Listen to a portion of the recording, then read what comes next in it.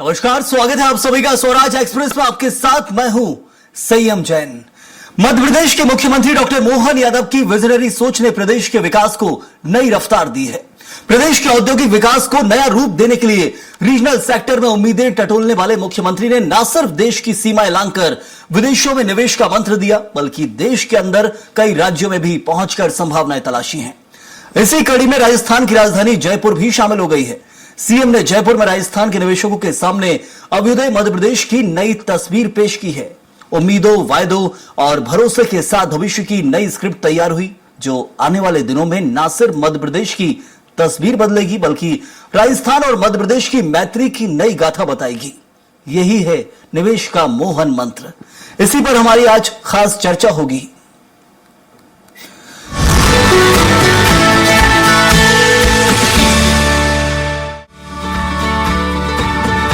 राजस्थान की राजधानी जयपुर में आयोजित इंडस्ट्रियल इन्वेस्टमेंट रोड शो से मध्य प्रदेश में निवेश को लेकर एक बड़ा संदेश दिया है। मुख्यमंत्री मोहन यादव ने उद्योग जगत के प्रतिनिधियों के साथ संवाद करते हुए राज्य की नई औद्योगिक नीतियों, निवेश के अवसरों और सरकार की प्राथमिकताओं को विस्तार से साझा किया। इस दौरान उन्होंने मध्य प्रदेश और राजस्थान के ऐतिहासिक और सांस्कृतिक रिश्तों का जिक्र करते हुए दोनों राज्यों को भाई बताया और निवेश के क्षेत्र में इस साझेदारी को और भी मजबूत करने पर जोर दिया। मुख्यमंत्री ने कहा कि मध्य प्रदेश में निवेश के लिए अनुकूल माहौल तैयार किया गया है, जहां पारदर्शी नीतियां, तेज निर्णय प्रक्रिया और मजबूत इंफ्रास्ट्रक्चर निवेशकों को आकर्षित कर रहा है। पीकेसी नदी जोड़ो परियोजना, कृषि को उद्योगों से जोड़ने की पहल और फूड प्रोसेसिंग, डेयरी, लॉजिस्टिक्स जैसे सेक्टर में बढ़ते अवसर मध्य प्रदेश को एक उभरते हुए निवेश केंद्र के रूप में स्थापित कर रहे हैं। सरकार का मानना है कि निवेश सिर्फ आर्थिक विकास नहीं, बल्कि रोजगार सृजन, कौशल विकास और क्षेत्रीय संतुलन का भी मजबूत माध्यम है। यानी मध्य प्रदेश अब निवेश के जरिए विकास की नई ऊंचाइयों को छूने की दिशा में तेजी से आगे बढ़ रहा है। इसलिए हमने बहुत सारे प्रशासनिक स्तर पे भी बदलाव भी किए हैं। और बिजली की बात आपने कही, हमारी मध्य प्रदेश की बिजली से तो दिल्ली की मेट्रो ट्रेन भी चल रही है। आज व्यापार व्यवसाय को बढ़ाने के लिए एमएसएमई, हेवी इंडस्ट्री, लघु कुटीर उद्योग और सभी प्रकार के क्षेत्र में जितने प्रकार से कर सकते हैं वो हम लगातार कोशिश भी कर रहे हैं। और उसी प्रकार से इंडस्ट्रियों का प्रकार भी हमारे लिए आज उतना ही महत्व का है। माइनिंग सेक्टर के अंदर में भी बहुत तेज गति से हम आगे बढ़ रहे हैं। और माइनिंग सेक्टर के अलावा जैसे वर्तमान के दौर में हेल्थ के मामले में भी मेडिकल कॉलेज खोल रहे हैं। अब मेडिकल कॉलेज में भी हमने पीपीपी मॉडल पे 10 साल के लिए हमारा 300 बेड का हॉस्पिटल आपको देंगे और 30 एकड़ जमीन 1 रुपए में देंगे। तो ये साफ है कि मध्य प्रदेश अब सिर्फ संभावनाओं की बात नहीं कर रहा, बल्कि उन्हें जमीन पर उतारने की दिशा में तेजी से आगे भी बढ़ रहा है। राजस्थान की राजधानी जयपुर से दिया गया ये संदेश निवेश, उद्योग और रोजगार तीनों के लिए नई उम्मीद लेकर आया है। मुख्यमंत्री मोहन यादव के नेतृत्व में स्पष्ट नीतियां, तेज फैसले और उद्योगों के लिए अनुकूल माहौल मध्य प्रदेश को निवेश के मानचित्र पर मजबूती से स्थापित कर रहे हैं। यानी आने वाला समय निवेश का भी होगा और विकास का भी। Bureau report, Swaraj express, Bhopal. तो निवेश के जरिए विकास के नए आयाम छूता मध्य प्रदेश, इसी पर करेंगे चर्चा। हमारे साथ खास मेहमान मौजूद हैं, आपको उनसे परिचय करवा देते हैं। शिवम शुक्ला बीजेपी प्रवक्ता हैं, स्वागत है आपका। डॉक्टर भूपेंद्र सुलेरिक वरिष्ठ पत्रकार हैं, आपका ही बहुत बहुत स्वागत। और दीपक अग्रवाल, सचिव चैंबर ऑफ कॉमर्स, आपका ही बहुत स्वागत है इस चर्चा में जुड़ने के लिए। शिवम शुक्ला, हमने देखा लगातार कैसे मुख्यमंत्री मोहन यादव जैसे ही पदभार ग्रहण करने के बाद अलग अलग जगह, अलग अलग सेक्टर्स में कोशिश यही रहती कैसे ज्यादा से ज्यादा निवेश आए, आकर्षित करने की कोशिश की गई, ना सिर्फ देश बल्कि विदेश तक। मध्य प्रदेश के अंदर रीजनल लेवल पर भी कई कॉन्क्लेव आयोजित किए गए, अलग अलग इन्वेस्टमेंट समिट्स आयोजित की गई है। जीआईएस सबसे बड़ा प्लेटफॉर्म था जो भोपाल में आयोजित हुआ, जिसमें 25 लाख करोड़ का बड़ा निवेश आया और 25 लाख नौकरियां सृजित होने की बात की गई। कितना बदलाव अब तक देखते हैं? देखिए संयम जी, सबसे महत्वपूर्ण चीज है कि मध्य प्रदेश के यशस्वी और कीर्तिवान मुख्यमंत्री डॉक्टर मोहन यादव जी ने मध्य प्रदेश की कमान संभालने के बाद से ही लगातार जो एक विगत 2 दशक में हमारी पूर्ववर्ती सरकार ने एक रोबस्ट इंफ्रास्ट्रक्चर खड़ा किया था, उसके बलबूते पर प्रयास किया कि मध्य प्रदेश को बहुत ज्यादा ऊंचाइयां और गति प्रदान की जाए, और उसी दृष्टि और दृष्टिकोण के साथ उन्होंने इन्वेस्टमेंट को अपनी सरकार की प्राथमिकता बनाया। और हमने देखा कि मध्य प्रदेश के तमाम जो संभागीय मुख्यालय थे वहां पर हमने इन्वेस्टर कॉन्क्लेव मीट की, जिसके माध्यम से उद्यमी आए, वहां पर जो क्षेत्रीय सेक्टर स्पेसिफिक और रीजन स्पेसिफिक हमने उद्योगों को बढ़ावा देने का प्रयत्न किया। इसके अलावा माननीय मुख्यमंत्री जी ने देश के प्रमुख जो औद्योगिक शहर रहे थे, जो भी जिस भी टेक्सटाइल या फिर ऑटोमोबाइल या जिस भी इंडस्ट्री के लिए जो भी उद्योग या टूरिज्म, हर क्षेत्र अपनी एक विशिष्ट औद्योगिक पूरी एक संरचना के लिए कहीं ना कहीं जाना जाता था, उन क्षेत्रों में भी वहां पर भी उद्योगपतियों से वो मिले और मध्य प्रदेश में उनके उद्योग और निवेश के लिए उनको आकर्षित करने का काम किया, क्योंकि मध्य प्रदेश भी अपार संभावनाओं वाला राज्य है और प्रत्येक क्षेत्र की अपनी आंचलिकता है, और उस आंचलिकता का कैसे वह उद्योगपति अपने निवेश और रोजगार के लिए लाभ ले सकते हैं, इसको भी माननीय मुख्यमंत्री जी ने रेखांकित किया। इसके अतिरिक्त उन्होंने देश के स्तर पर भी, अंतर्राष्ट्रीय स्तर पर भी तमाम मुल्कों तक वह गए और वहां पर उन्होंने उन देशों में जाकर के उद्योग और निवेश आकर्षित करने में सफलता को प्राप्त किया। तो कमोबेश या तमाम प्रयास माननीय मुख्यमंत्री जी के बहुत सफलतापूर्वक मध्य प्रदेश के विकास की बिल्कुल शिवम जी, एक और जो हम यहाँ इन सब चीजों में खास चर्चा करते चले कि निवेश का फोकस क्या कुछ है, कारण क्या है, वो है रोजगार। मुख्यमंत्री बार बार ही बोलते हैं कि रोजगार सृजन के लिए जरूरी कि निवेश हो, और उसके लिए इतनी मेहनत की जा रही है। हम देख रहे हैं लगातार बैक टू बैक विजिट होती है और रीजनल लेवल पे जो कॉन्क्लेव की गई, चाहे मध्य प्रदेश के छोटे से छोटे शहर को भी जोड़ने की कोशिश की गई है। क्या बदलाव देखते हैं पहले के दौर से अब तक में, बीजेपी शासनकाल में, आपके कार्यकाल में कितना बदलाव और इसको लेकर आया है? देखिए, सबसे महत्वपूर्ण चीज है कि पूर्ववर्ती हमारी सरकार को जब मध्य प्रदेश मिला था तो बहुत ही खस्ता हाल स्थिति थी, ना सड़कें थी, ना बिजली था, ना पानी था, ऊपर से लॉ एंड ऑर्डर की भी सिचुएशन बहुत टर्मोइल थी। कहीं हम देखते थे पीएफआई का गढ़ था, कहीं डाकू थे, कहीं नक्सली थे, किसी क्षेत्र में कोई गुंडे मवाली थे। इन तमाम चीजों के एक वातावरण में जहां सड़कें नहीं है, जहां बिजली नहीं है, पानी नहीं है, शिक्षा का अभाव है, वहां पे कोई भी उद्योगपति विश्वास के साथ अपनी पूंजी का निवेश नहीं करेगा। लेकिन विगत 2 दशक में हमारी सरकार ने उन तमाम चीजों को पूरी तरीके से दुरुस्त किया और आज जो वातावरण निर्मित हुआ है वहां पे मध्य प्रदेश आज एक संभावनाशील राज्य के रूप में स्थापित हुआ है। जो 5 ट्रिलियन इकोनॉमी हम देश के लिए लक्ष्य लेकर के चल रहे हैं, जो विकसित भारत की संकल्पना 2047 में हम साकार करने की ओर आगे बढ़ रहे हैं, उसमें मध्य प्रदेश आज एक उसको गति देने वाला राज्य बनने जा रहा है। पहले हम बीमारू राज्य हुआ करते थे, देश की आर्थिक विकास में हम कहीं ना कहीं रोड़ा लगाते थे, उसको पूरी तरीके से उसमें ब्रेकर के रूप में मध्य प्रदेश की छवि मानी जाती थी, हम पिछड़े राज्यों में थे। लेकिन आज हम उस पूरी व्यवस्था को और ज्यादा गति दे रहे हैं। हमारा पुरजोर प्रयास है कि 5 ट्रिलियन धीरे-धीरे इससे रोजगार और सृजित होंगे, ये उम्मीद है, क्योंकि बदलाव जो आप बता रहे हैं कि पहले से अब तक में काफी ज्यादा आया है।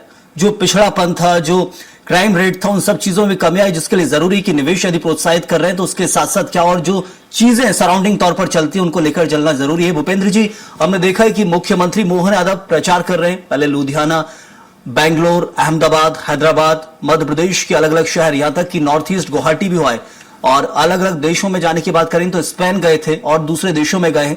कोशिश ये है कि कैसे रोजगार पैदा हो और उसके लिए जरूरी निवेश। अलग अलग इंडस्ट्री जो कॉन्क्लेव आयोजित की जाती है, मकसद सिर्फ है कि जो एमपी इंडस्ट्रियल हब बन रहा है मध्य प्रदेश, अलग अलग जगह इंडस्ट्रीज लगे और ना सिर्फ बड़े बल्कि छोटे उद्योगपतियों को भी आकर्षित करने का काम किया। लुधियाना यदि गए मुख्यमंत्री तो छोटे उद्योगपतियों को भी आकर्षित कर रहे हैं। कितना विकास इन सब से देख रहे हैं आने वाले समय में 1 से 2 साल में, क्योंकि बहुत एमओयू साइन हुए हैं, क्या इनसे रोजगार सृजित दिख रहे हैं? सरकार के पास मध्य प्रदेश की 7 करोड़ आबादी है और उस आबादी के अनुरूप रोजगार सृजन बहुत जरूरी है और लगातार बीजेपी सरकार है तो बीजेपी ने इंफ्रास्ट्रक्चर पर जोर दिया पहले और कई दशक तक। उसके बाद बेरोजगारी की एक समस्या हो गई थी, पलायन की एक समस्या हो गई थी।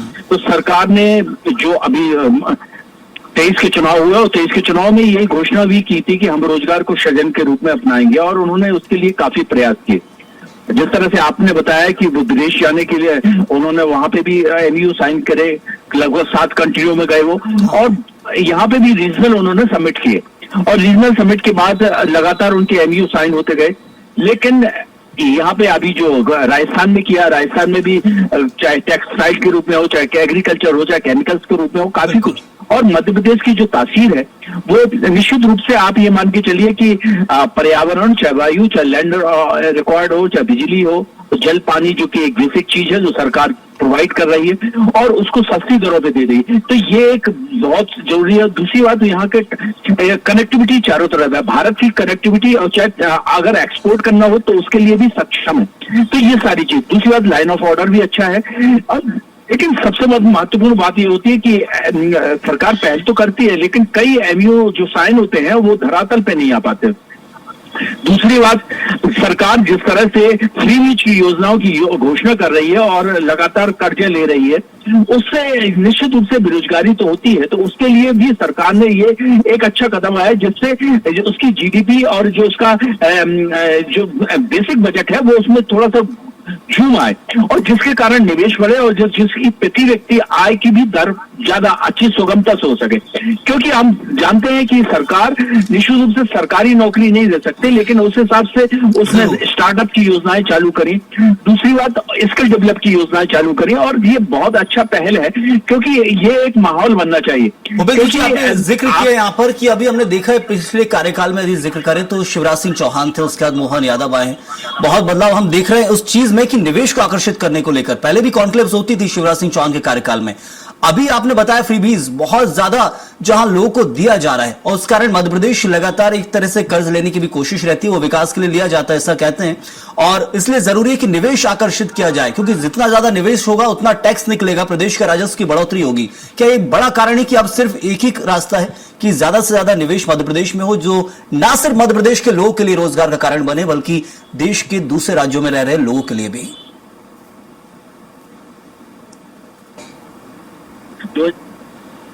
और हमको इकोनॉमी के जिस तरह से हम तीसरे पायदान पे आना है वैश्विक रूप से, तो जब तक राज्य सुधर नहीं होंगे और राज्य के हर व्यक्ति प्रति व्यक्ति आए कि अगर वो विकसित राज्य में नहीं आएगा तो वह विकसित भारत की कल्पना कैसे होगी। दूसरी बात, हमारे राज्य में मध्य प्रदेश में बहुत, चाहे आप निवाड़ मालवा देख लीजिए, चाहे बुंदेलखंड का क्षेत्र देखिए, चाहे आप विंध्याचल का क्षेत्र, चाहे मध्य भारत का क्षेत्र देख लें, चाहे आप ग्वालियर चंबल का क्षेत्र देखिए, हर एक की अलग अलग है संभावना है। आईटी सेक्टर में आप देख ले ग्वालियर और मैन्युफैक्चरिंग और इंडस्ट्रियल के लिए पीथमपुर और ये सब एरिया थे। इस तरह से सरकार ने जीआई में भी अपना रजिस्ट्रेशन कराया है कई प्रोडक्टों को। दूसरी बात, पारंपरिक जो चीजें हैं जो कि पलायन होता था, उन चीजों को स्किल के हिसाब से वहीं पे रोजगार देने की सरकार ने संभावना रखी। दूसरी बात, सबसे बड़ी महत्वपूर्ण है कि मार्केटिंग के लिए उपलब्ध होना चाहिए, और महत्वपूर्ण विषय ये है कि जिस तरह से सरकार इनके एमयू साइन करती है उनको,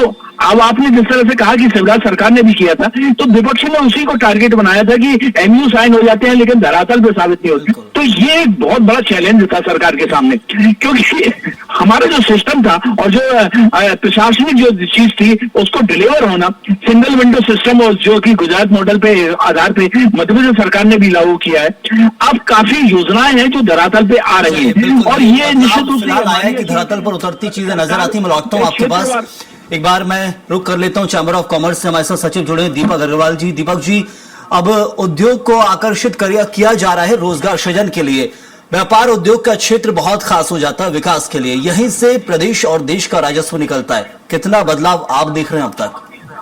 देखिए, लगभग पिछले 28 महीने के अंदर माननीय मुख्यमंत्री महोदय ने, चाहे वो रीजनल इंडस्ट्री कॉन्क्लेव हो, चाहे ग्लोबल इन्वेस्टमेंट समिट हो, चाहे वो विदेश के दौरे हो, चाहे क्षेत्रीय दौरे हो, अन्य प्रदेशों के दौरे हो, लगातार प्रयासरत है। और इसमें कहीं ना कहीं इन्वेस्टमेंट आ रहा है, काफी एमओयू साइन भी हुए हैं। कितने एमओयू धरातल पे आते हैं तो मुझे पूरी उम्मीद है कि उसमें से एक लॉन्च शेयर धरातल पे आएगा। आज कुछ आवश्यकता है कि कुछ जो बेसिक बड़े चेंजेस करने की, जैसे आज अगर बात करें स्टाम्प ड्यूटी पे, तो आज मध्य प्रदेश में जो अन्य विकसित राज्य हैं, महाराष्ट्र और गुजरात, उनसे लगभग दुगनी स्टाम्प ड्यूटी है। जहां वहां 5.5 से लेकर 6.5-7% ड्यूटी है, मध्य प्रदेश में 11 से लेकर 12.5% की स्टाम्प ड्यूटी है। आज भी पेट्रोल और डीजल, जो कि अभी तक जीएसटी में नहीं आया है, तो जो पड़ोसी राज्यों से हमारे रेट्स ज्यादा हैं। हम विकास की ओर बढ़ रहे हैं, लेकिन हमें आवश्यकता है कि कहीं ना कहीं जो आईटी की बात करें तो हिंदुस्तान में आज कुछ ही शहर, बेंगलोर, हैदराबाद, पूना, नोएडा, जो आईटी में आगे बढ़ रहे हैं। आज भी प्रदेश में कई ऐसे आईटी पार्क बने हुए हैं जहां की आईटी पार्क तो है लेकिन आईटी कंपनियां नहीं। एक और बात करें कि हमारे जो एग्जिस्टिंग इंडस्ट्रीज हैं, जब तक उनको बढ़ावा नहीं दिया जाएगा, एक सरकार ने बहुत अच्छा काम किया है। जो एमएसएमई की सब्सिडी थी, जो एमएसएमई प्रोत्साहन नीति, जिसकी सब्सिडी लगभग 1.5 और 2 साल के बाद आती थी, वो अब समय पे आ रही है मध्य प्रदेश के अंदर। ये एक मोहन सरकार की बहुत बड़ी उपलब्धि है। लेकिन आज भी जो एग्जिस्टिंग इंडस्ट्री एरिया हैं, उनके लिए विकास की एक बहुत बड़ी आवश्यकता है और उसके लिए सरकार को कुछ कारगर कदम उठाना होगा। चलिए, बिल्कुल जो बदलाव अब तक हुए हैं, सिंगल विंडो सिस्टम की जिक्र हम लगातार करते हैं, बिजली हो और इसके साथ साथ जो जमीन है बहुत कम दामों में देना, कम दरों पर देना, जिससे ज्यादा से ज्यादा आकर्षित करने की जो कोशिश की जाती है, क्या इन सब चीजों से आपको दिख रहा है बदलाव है पहले के दौर से अभी में? देखिए, जहां तक सिंगल विंडो सिस्टम की बात कर रहे हैं, हाँ। तो आज हम हिंदुस्तान में जहां अन्य राज्य हैं, गुजरात, तमिलनाडु, वहां से हमारा कंपेरिजन नहीं हो सकता। सिंगल विंडो सिस्टम माने कि किसी भी नए उद्योगपति को, नए युवा को एक जगह जाना और वहां एप्लीकेशन देना और वहां से कलेक्ट करना। यहां पे आज भी single window system Madhya Pradesh में कई जगह एज ए कोरियर काम कर रहे हैं। गुजरात में देखिए, तमिलनाडु देखिए। आवश्यकता है उन मॉडल को अध्ययन करने के लिए और सिंगल विंडो सिस्टम में पर्याप्त इसको सुधार करने के लिए। बिल्कुल, एक खास चीज जो आपसे पता चली और ये काम भी आए सरकार की, क्योंकि जो जो कमियां हैं उनको यदि हम उनसे उभरेंगे तो जाकर और विकास तेजी से होगा और जो उन चीजों से सीख सकेंगे दूसरे राज्यों से। शुभम, इस वक्त हम देख रहे हैं लक्ष्य के साथ मोहन यादव चल रहे हैं मुख्यमंत्री, और क्या कुछ हम समझे 3 साल के अंदर कितना टारगेट रखा गया है प्रदेश को पर कैपिटा इनकम के लिहाज से, प्रति व्यक्ति आय मध्य प्रदेश के हर व्यक्ति की हो। प्रवास हमें रोकना है, एक सबसे बड़ा लक्ष्य वो भी है, क्योंकि बुंदेलखंड और दूसरी जगह भी कॉन्क्लेव की है मुख्यमंत्री ने कि प्रवास जहां से ज्यादा होता है उन जगहों पर प्रवास रोका जाए और वहां का व्यक्ति को वहीं पर आय का स्रोत मिल सके, ये भी एक कोशिश है। देखिए, लगातार माननीय मुख्यमंत्री जी का पुरजोर प्रयास है कि इस प्रकार की जो भी चीजें हैं, जो भी हम लगातार देख रहे हैं कि लगातार जो पलायन की समस्या है, इस प्रकार की चीजों का हम एक निराकरण निकाल पाए और जो एक सामर्थ्यशील मध्य प्रदेश के निर्माण के लिए जो भी इस प्रकार के आवश्यक और आमूलचूल परिवर्तन है उनको लाया जा पाए।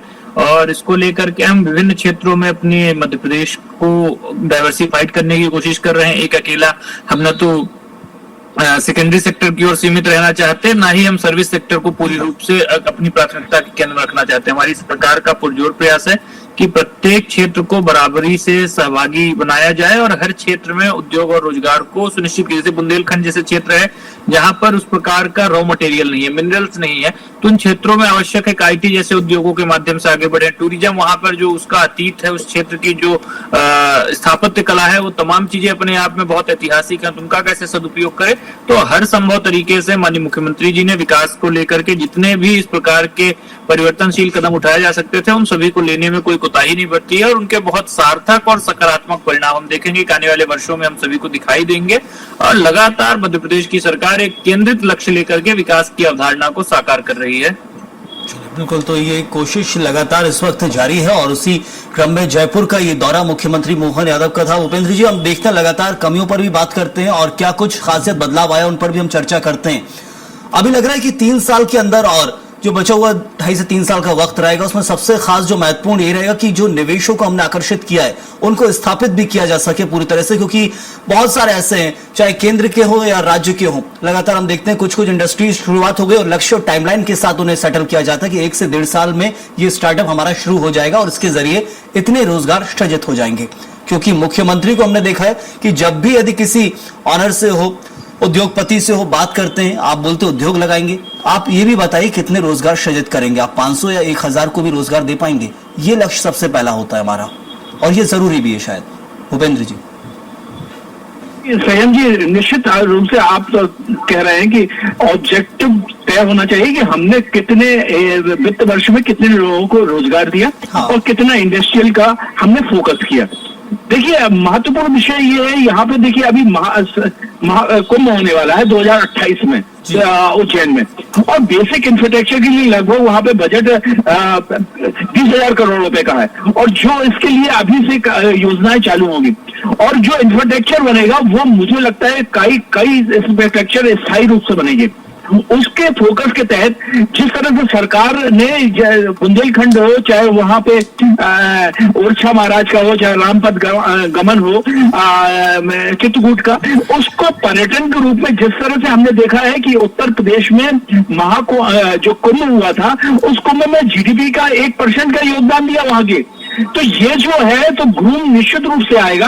और जो तीर्थाटन की जो कॉम्प्लेक्स चल रहा है और स्थापत्य कला है जो, उसके रूप में जो सरकार बढ़ावा दे रही है, वो भी एक महत्वपूर्ण है, चाहे जीटेक कर रही है। दूसरी बात महत्वपूर्ण ये है कि जिस तरह से सरकार ने अपने एमईएसई और स्टार्टअप योजनाओं को, जो कि केंद्र सरकार की भी उसी तरह से ध्यान देने की योजना है, और स्टार्टअप और एमईएसई को बड़ा महत्व दिया है और उसके लिए काफी कुछ क्षेत्र लेवल पे काम हो रहा है और उसके लिए लगभग 6000 से ज्यादा एमईएसई सेंटर हैं यहाँ पे और स्टार्टअप भी लगभग मुझे लगता है 8000 से ऊपर है मध्य प्रदेश में।